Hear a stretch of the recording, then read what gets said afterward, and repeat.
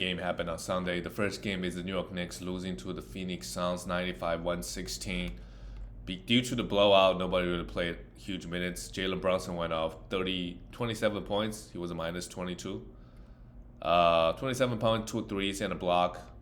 The only Nick that played well, Isaiah Hartenstein, he's got to be a drop at this point. You could still stream him if you're looking for rebound and blocks. And he provides solid steal numbers as well. But the minutes is just not. The minutes is not good, and the Mitchell Robinson is back, and they're playing three-man center rotations. If it's just two, right, he'll be getting 20 to 25 minutes. But lately he was getting 17, 18. This game was a blowout, so he only got 50. Randall, horrible game, and same thing with RJ. I mean, is RJ even ranked this year?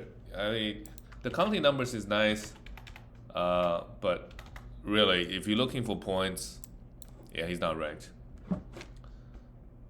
He is not ranked. Emmanuel quickly played 28 minutes coming off the bench, did absolutely nothing. This Knicks team, but Mitchell Robinson, it needs to be rostered. Obviously, I think him playing 20 to 25 minutes can get you two, three blocks a game. For the Phoenix Suns, Mikal Bridges 13 points, 6. I mean, just very solid numbers from Mikal Bridges, and the minutes for this guy is also pretty high. He's ranked out at top 25. But I would trade him for Karl Anthony Towns. I would trade him for Kristaps. Well, Kristaps Porzingis could be debated because he gets hurt a lot. But he's one of those guys that just, like OG, ranked super high due to having low turnovers and super high efficiency, but not a lot of counting stats. DeAndre Ayton 13 11, 1 for 5 on the free throw line is just disappointing. Devin Booker 20 points and 5 threes. He had no need to do all that much because the game was out of reach very early. Cameron Payne 21 9 and 7. Yeah, just enjoy him while you can.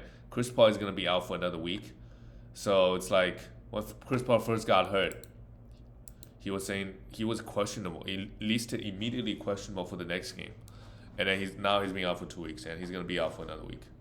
So you can't really trust what they until they come back.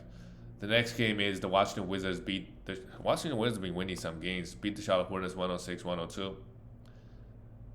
Yeah, LaMelo Ball is out. Dennis Smith Jr. is out. So they're just gonna play Kelly Oubre Jr. at the shooting guard position. 23 and 7 and a steal and a block. Just putting up great numbers. With people out. You want to try to sell high still. His counting stats so far this season look pretty good.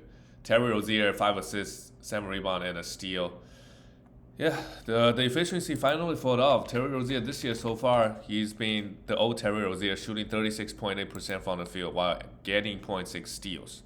I remember when he was on the Celtics, his efficiency was pretty bad. But I do think he's going to bounce back. Maybe without LaMelo Ball setting things up, when he has to set everything up, his efficiency dipped a lot. So we'll see. Maybe the return of LaMelo Ball would help Terry Rozier. Mason Plumlee, solid enough numbers, and PJ Washington shot the ball pretty horribly, but always a must roster because he provides so many different categories. Gordon Hayward 20 points with no defensive set with 3-3. Gordon Hayward is okay, but he's kind of like a Mike Conley, a veteran and efficient. In fantasy basketball, he's in category leagues. His ranking is gonna be good, 70, 80. Occasionally, he could pop off with 30 points. But those are the guys that we really want to try to sell high. He's going to miss a bunch of games. And a lot of his value also come from the efficiency. All right, let's go to the Washington Wizards. Another great win. Kristaps Porzingis struggled, but blocked 5 shots and just continued to dominate. Corey Kispert played 32. Yeah, let's not worry about him. Kyle Kuzma, 28. I mean, all the Wizards guys play well. I mean, it's mainly 3 guys on the Wizards: Kuzma, Kristaps Porzingis, and Bradley Beal. Kuzma for 3s, 20 points and 10 rebounds. The counting stat look really, really solid. Just need more defensive stats from him. And Bradley Beal played 40 minutes somehow.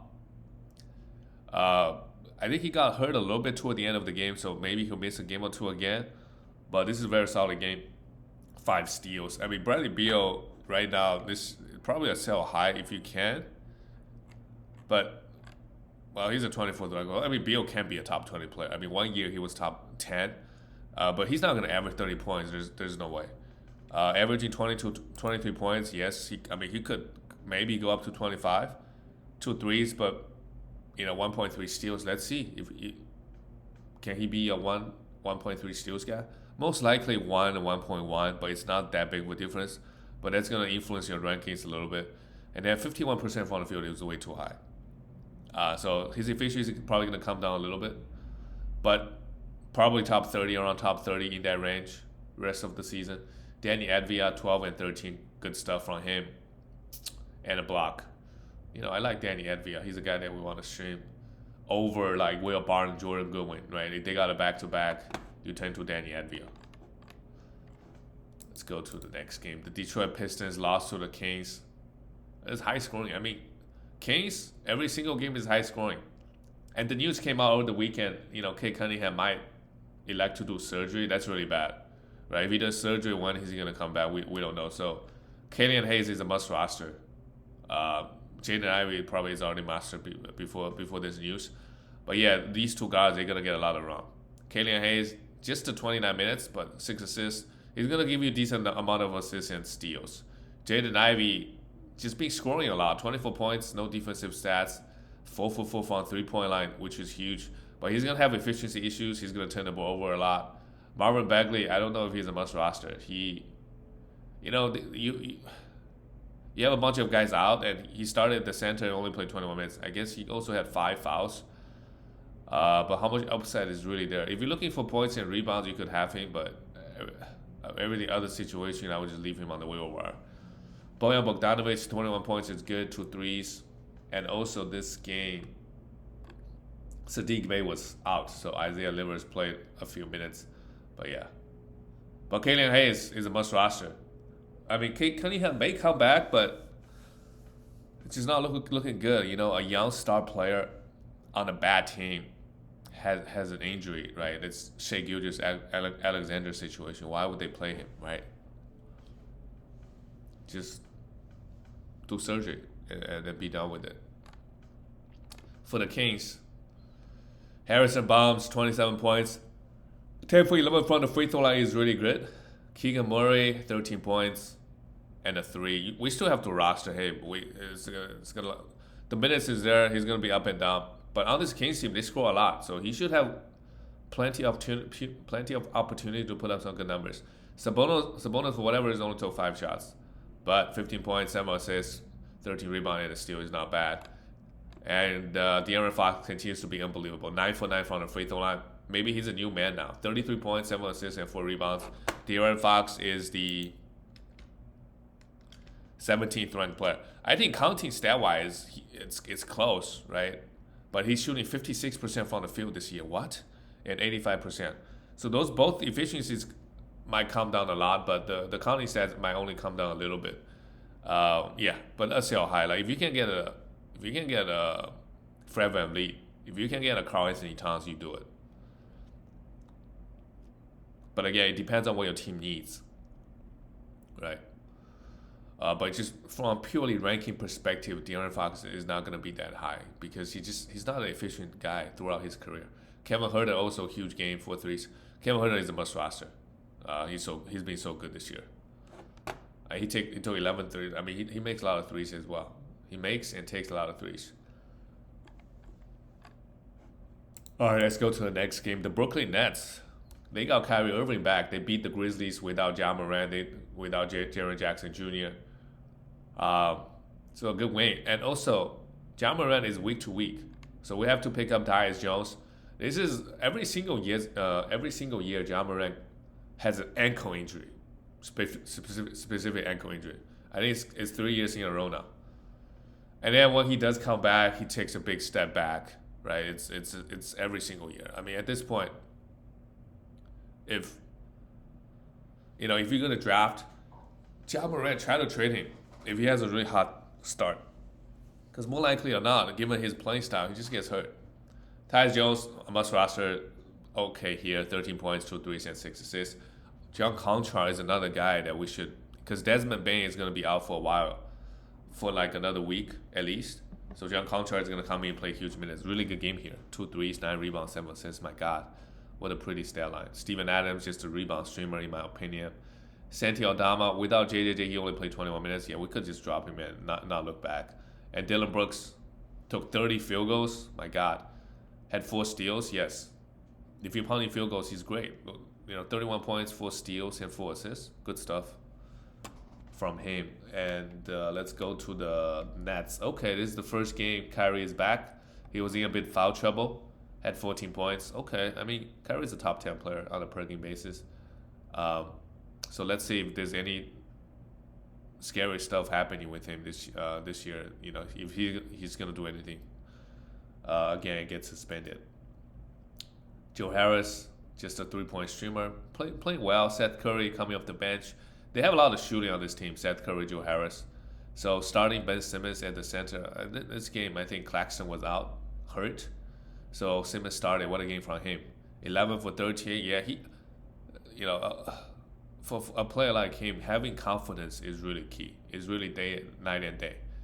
Really good start. Maybe it's a good start for the Nets. Maybe Ben Simmons can slowly turn things around.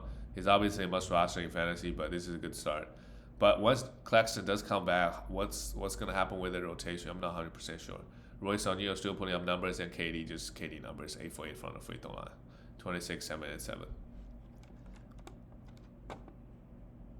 And the next game, my God, Cleveland Cavaliers destroyed the Miami Heat. Miami Heat, they don't have, they got a couple guys out. Bam Adebayo came back, 21. Max Strus, no rebounds, but two assists and a steal. Yeah, Max Strus, we could still roster him, even though this is a pretty bad game, but just roster him until Tyler Hero. I think as long as the man gets 35 minutes, around 33 to 35, I think he could be rostered due to the amount of threes he makes in category leagues. Again, depending on what your team needs. If your team is pounding threes, then try to trade him, right? Kyle Lowry, a horrible game, and a block, 9 points. I mean, nobody played well. Caleb Martin is the only guy. We could also stream him in the meantime. Tyler Hero has been out for a while. Jimmy Butler also, we know this guy is pretty injury prone. Rest a lot. And then the Cleveland Cavaliers, young team, Darius Garland, 25 and 7. Donovan Mitchell, just 13 points, 5 assists, and 2 steals. Donovan has been a sell high for a while now. If you can get a top 10, top 15 player, you do it. Jared Allen, didn't really do much. No blocks. Evan Mobley, no blocks either, but 15 and 10. But Evan Mobley, he needs to get more blocks and become a better free throw shooter. That will help his fantasy numbers. Karis LeVert, drop city for him. He played just 14 minutes. Did nothing. Sadie Osman, Isaiah Okoro played. And also, this game was a blowout. Otherwise, maybe he gets 25 minutes. But he's just losing minutes. And without the guys healthy, he just won't have opportunity to get those counting numbers.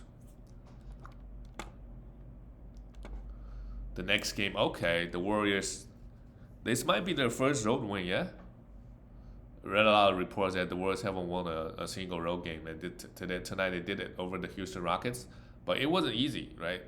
Like 127, 120, 120. Good to see Clay. Clay tries so hard to be. Yeah, sometimes you just gotta let the game come to it. Just don't force anything. But 10 for 13, yes, Clay can still do it. It just most nights he ain't got it so far this year. But we'll see. I mean, give him. Let's see if supposedly he's getting better every day. So we'll see. 41 points, 23. Also use this opportunity to sell high. Like for the next week, Clay averaged 35 points with 7 threes. Try to sell him. For sure. Steph Curry, 15 assists, still getting 33. What a beast. Curry has been unbelievable this year. Unbelievable. 3 steals and 2 blocks, 7 threes. Scary stuff. Andrew Wiggins, 6 threes, 22 points. Yeah, I mean, Rockets, they don't have the best defense. Draymond, disappointing. No defensive stats. 8 assists is nice, but he just need more stuff out of him, More defensive stats, more assists, more rebounds. Jordan Poole, again, super disappointed. 24 minutes, 10 points, and he's very hot and cold. But also, if he gets dropped on the waiver wire, I would go pick him up in 12-team leagues, in category leagues, in points leagues as well, because he does have every game. He does have the upside. If he can't just go off for 30 points, because when he gets hot, and Steve Kerr's gonna roll with him. For the Houston Rockets, Eric Gordon is still getting minutes, 14 points, 3 threes. Okay, Jabari Smith had a decent game, 22 points, no defensive stats, and 7 rebounds, 3 threes. Yeah, we should keep rostering Jabari Smith. Rough game for April Sengun, but yeah, don't do anything stupid. Jalen Green, don't do anything stupid with him either. 4 for 15 again, but had 1 3, 2 steals, 7 for 8 from the free throw line. Just trying to look at the positive side for Jalen Green. No turnovers, but his shooting is going to come around. I do believe that. Kevin Porter Jr. had a huge game, 30 points. Yeah, Kevin Porter Jr. is good. His counting numbers is really, really good this year, but it's just a free throw. You don't know when he's going to 70. I mean, good from here, but 74% on the season, and 126 ranked player. But the counting stat is super solid. 20 points, 2 3, 6 rebounds, 6 assists, 1.4 steals, and 0.5 blocks. But it's just the efficiency. He's the 3 efficiency category. He's kind of killing you. And Kenny Martin Jr. with all the guys healthy, he plays his 24 minutes. Yeah, he's just a streamer with everybody healthy. The next game, Denver Nuggets beat Dallas away by 1 point. What a game. From, wow, look at the starters. None of them play well, but Bones Highland. This is why he has a lot of hype going into the season. Like, 6-man, maybe he needs to get drafted. But Jokic and Jamal Murray are playing. He's not going to get 30 minutes, right? But this is what he can do. Dallas Mavericks, they have a pretty decent defense as well. 29 points, 3 threes. Unstoppable. But again, when Jokic and Jamal Murray come back, he's not going to have this minutes and usage. Bruce Brown also, meanwhile, with Jamal Murray out, he needs to be rostered. 13-8, a steal and a block. KCP struggled a little bit. He's still a must roster. 9 points and 1 3. He's the new Trevor Ariza. But back then, with the amount of threes Trevor Ariza is taking, is obviously way more than KCP's. But they put up similar numbers, to be honest. DeAndre Jordan started, got 17 rebounds, and played him 34 minutes. They got a win out of it as well. So good stuff. You could stream him as long as Jokic is out for rebounds only, pretty much. I don't think he blocks that many shots at this point of his career. Michael Porter Jr., 14, and started getting some defensive stats, 2 steals in the block. And then we look at the Mavericks. It's always Luka. He only took 16 shots for whatever reason. Interesting, 6 for 10 from the free throw line. A pretty bad game for him, but he still had almost a triple-double. And Christian Wood, yes. Josh Green went off this game, so a lot of the minutes just didn't go to Christian Wood, 70 minutes. If it's the playoffs, you don't need the rebounds. You definitely think about dropping Christian Wood. For now, he's still, things could still turn around. But it's telling, right? He's not going to get 30 minutes every night. He's not even get 25 minutes every night. So, what are you going to do? You have to hold him. He's, you just hate to have players like this. They're too good to drop, but they're so inconsistent that you don't know what you're going to get out of them. Dorian Finney-Smith, 1 for 5. Yeah, the rest of the Maverick guys, they're not really. I don't think we need to worry about it. And the Lakers, look at them. Look at the Lakers winning games. Where's the Lakers at right now? I feel like they won a few games. They're still 13th, but they're on a 3-game winning streak. Wow. Congratulations. No sarcasm. Without LeBron, they put up a few nice wins, which is good to see. For the Spurs, Keldon, 1 for 10, yeah. But he takes so many threes that, his rankings is pretty high in category leagues, right? And actually, I'm not too sure because his free throw efficiency, he's 112th ranked player, but averaging 21 points and 3.4 threes. So points and threes is his main specialty. And this year, he's only grabbing 4.6 rebounds. And everything else is below average. So mainly just those 2 categories. Devin Vassell kind of in a similar way, takes and makes a lot of threes. But he gets more defensive stats than Keldon. This is Spurs 5-game week. But again, Popovich rested a lot of guys. didn't play them a lot of minutes. So hopefully you got a lot of value out of these guys like Charles Bassey this week. Maybe you had 5 games of him, he give you a lot of blocks. He had a decent week here. It was 8 rebound, 5 assists, and a steal. But after this 5-game week, if you were streaming Josh Richardson, if you know streaming Bassey, I think it's time to let them go. And George, I mean, Pirtle was out, so Georgie. I didn't know Jane was on the Spurs. He used to be a top 50 player when he was on the Timberwolves 1 year. Okay, interesting stuff. And for the Lakers, what a game from AD. But he did play against Georgie Jane. I mean, I don't know. He did play some, like AD had a really good week, but he did play some inferior competition. He had 30 and 18 in 20 minutes, really good. 3 steals and a block. We know AD can do this. We shouldn't be surprised.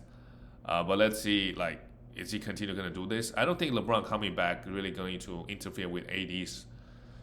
It's just a matter of like, I don't know, can AD want it? I know it may not be fair, but he's a 4th ranked player. But if AD really wants to, can he really dominate?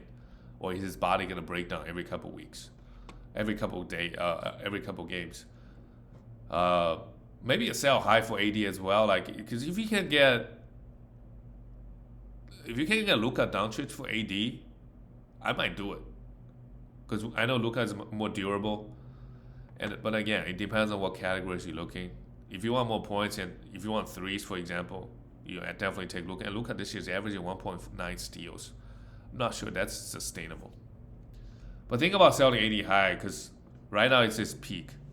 He might start missing games, right? So Luka is something like Jokic 100%.